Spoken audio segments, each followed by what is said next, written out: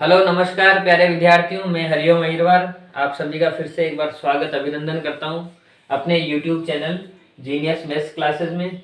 और स्टूडेंट्स, अपन पढ़ रहे थे एनसीईआरटी हिंदी मीडियम की 10th क्लास की मैथमेटिक्स, जिसमें अपना चैप्टर 3 चल रहा था। और 3 में प्रश्नावली 3.3 हम पढ़ रहे थे। पहला सवाल आपका कंप्लीट है।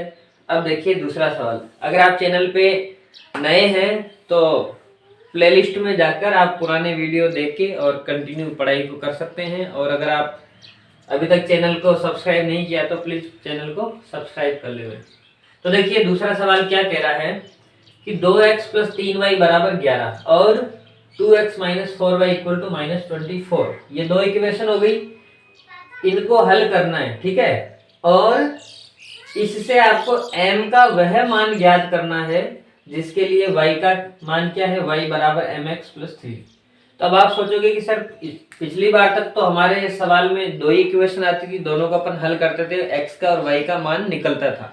लेकिन इस बार ये m की क्या बला है कि इसके लिए एक और समीकरण दे दी। तो बिल्कुल घबराने वाली कोई बात नहीं है, इसमें क्या एक्स्ट्रा जोड़ दिया। अब आप ऐसा सपोज करो कि ये जो हल कीजिए तक लिखा हुआ ना, यहीं तक आपका सवाल है। आपका सवाल कहाँ तक है?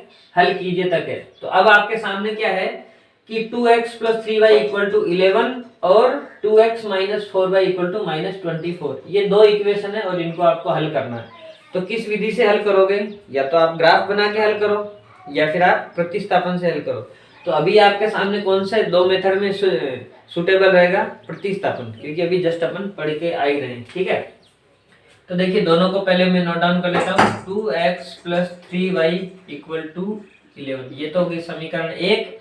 और ये वाली हो गई आपकी 2x minus 4y equal to minus के 24, ये हो गई इक्वेशन 2।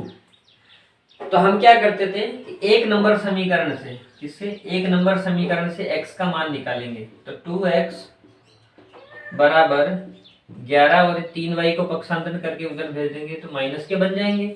इस 2 को भी यहाँ हटा देंगे तो x बराबर बन जाएगा 11 माइनस 3y अपॉन 2। ये क्या हो गया? x का मान, और इसे हम दे दिए समीकरण 3 नंबर। x का मान निकाल लिया हमने। जो x का मान निकालते हैं उसको उठा के कहाँ रखते हैं? दो समीकरण में। तो यहाँ क्या लिखेंगे कि समीकरण 3 से, मतलब इस समीकरण से x का मान, x का कौन सा? इस x का ये मान, इस मान को समीकरण 2 में रखने पर, 2 में रखो भाई। दो समीकरण ये रही, देखो इसको पहले मैं ऐसी कैसी लिख रहा हूँ, 2x minus 4y equal to minus के 24। तो ये तो x ऐसा कैसे हो गया, तो हमें x को ऐसा के ऐसा नहीं रखना है। हमें क्या करना है, x की जगह पे ये वैल्यू रखनी है। ये वैल्यू क्या है? 11 minus 4y upon 2, sorry 4y नहीं 3y है, ठीक है। तो देखो ये दो यहाँ मल्टीप्लाई में है, ये दो डिवाइड में है, तो 2 से 2 क्या हो गया? कैंसिल आउट हो गया। तो देखो क्या बच गया हमारे पास, यहाँ बच गया 11 माइनस का 3y और माइनस का 4y इक्वल टू माइनस के 24, ठीक है। अब हम क्या कर लेंगे, देखो 3y माइनस का है और 4y माइनस का, दोनों क्या होंगे? समान चिन्ह के हैं। और गणित में हम जानते हैं सरलीकरण के नियम में, अगर दो पद समान चिन्ह के हैं तो वो जुड़ जाते हैं, प्लस के हो चाहे माइनस के हो। और अगर असमान चिन्ह यानी डिफरेंट साइन के हैं तो वो क्या हो जाते? घट जाते, सब्सट्रैक्ट हो जाते। तो अभी तो फिलहाल ये दोनों जुड़ जाएंगे, तो जुड़ेंगे तो देखो 4y और 3y कितने हो गए? 7y। अब दोनों ही क्या थे? माइनस के थे, तो ये वाला भी माइनस का ही रहेगा। इधर फिर आपका 11 और इक्वल टू क्या, माइनस का 24। अब हम किसको किधर पक्षांतर करें ताकि अपना सुटेबल बन जाए? तो देखो जो अचर पद होता है, चर पद होता है, वो माइनस में अच्छा नहीं लगता। तो ये 7y भी माइनस में अच्छा नहीं लग रहा, तो इसको क्या करो? इधर ले आओ, तो ये प्लस में बन जाएगा। और ये 24 माइनस में अच्छा नहीं लग रहा, इसको इधर ले आओ, तो ये 11 के पास आ जाएगा, ये इधर चला जाएगा। तो देखो कैसे बन जाएगा, 11 इधर ही रहेगा, बराबर के इधर माइनस का 24 को इधर ले आओ, तो क्या बन जाएगा? प्लस का 24। और इधर 7y था, उसको उधर ले जाओ, तो ये बन जाएगा प्लस का 7y। 11 और 24 कितना हो गया? 35 बराबर 7y। अब देखो ये 7 इसकी गुणा में है, अगर आपको ऐसे अटपटा लग रहा है तो इसको ऐसा पलट के लिख लो समीकरण को, मतलब पलट सकते हैं, नहीं भी पलटो तो कोई दिक्कत नहीं है। ये 7 इसके गुणा में है तो यहाँ से हट के कहाँ आ जाएगा, इसके बटा में आ जाएगा। तो हमारा फाइनली y बन जाएगा 35/7। 35 7 से कटेगा तो 7 पंजे 35, यानी कि y का मान क्या आ गया आपके पास, y के मान को आप लिख सकते हो y = 5। अब इस y के मान को हम क्या करते हैं, समीकरण 3 में रखते हैं। प्रतिस्थापन विधि का क्या नियम होता है, जो पहले 1 से x का मान निकालो उसको 3 लिख दो, फिर 3 को 2 में रखो तो y का मान आएगा, फिर y के मान को 3 में रखेंगे। ठीक है, 3 में रखेंगे तो समीकरण 3 क्या है, अब यहाँ लिखेंगे अपन समीकरण 3 से। तो 3 क्या है, देखो 3 है x बराबर 11 - 3y/5, अरे सॉरी 2। तो इस 3 से अपना ये मान हो गया। अब इसमें जो ये y है ना, इस y की जगह हम क्या रख देंगे, 5 रख देंगे। तो देखिए y को हटाया, गुणा में 5 आ गया, तो x बराबर क्या बन जाएगा, 11 - 3 पंजे 15/2। अब देखो 11 में से 15 घटाना, मतलब छोटी संख्या से बड़ी संख्या को घटाना है, तो क्या आता है, जो भी बनेगा वो माइनस में बनेगा। तो 15 और 11 का डिफरेंस कितना हो गया, 4। अब ये 4 माइनस का बनेगा, क्यों, क्योंकि हमने उल्टा घटाया, 15 से 11 नहीं घटाना था, हमें 11 से 15 घटाना था, इसलिए जो आएगा वो माइनस का बन जाएगा। 4 को 2 से काटेंगे तो 4 में 2 का भाग दिए 2, और माइनस तो ऑलरेडी लगेगा ही सही। x का मान कितना आ गया,